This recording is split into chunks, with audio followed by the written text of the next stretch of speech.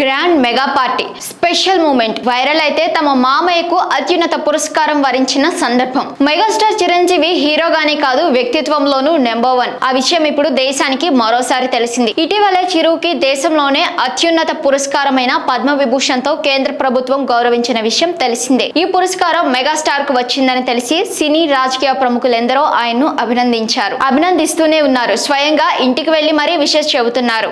ఇక సినీ రాజకీయ ప్రముఖులే ఇంత సందడి చేస్తుంటే చిరు ఇంట్లో వాతావరణం ఇంకెలా ఉంటుందో ఊహించుకోండి. పద్మవిభూషణ్ ప్రకటించిన తర్వాత భార్య సురేఖ, రామ్ చరణ్, ఉపాసన ఫుల్ ఖుషి అయ్యారట. ఇక అల్లు అర్జున్ సహా మెగా హీరోలంతా తమ ప్రియమైన అంకుల్ దగ్గరకు వెళ్లి శుభాకాంక్షలు తెలియజేశారు. సోషల్ మీడియాలోనూ పోస్టులు పెట్టారు.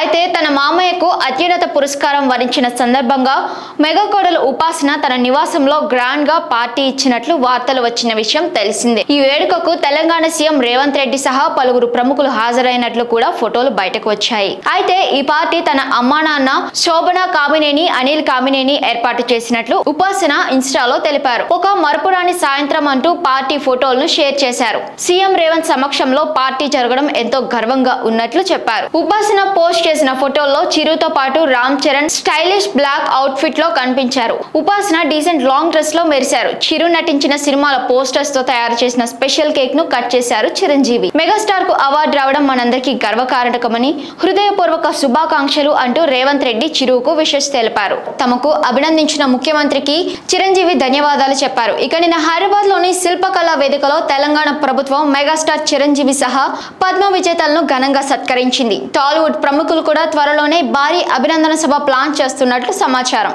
ప్రస్తుతం చిరంజీవి విశ్వంబర మూవీలో నటిస్తున్నారు. వచ్చే ఏడాది జనవరి 10న రిలీజ్ కానున్న ఈ మూవీ షూటింగ్ సెట్స్ లోకి చిరు ఇటీవలే ఎంట్రీ ఇచ్చారు.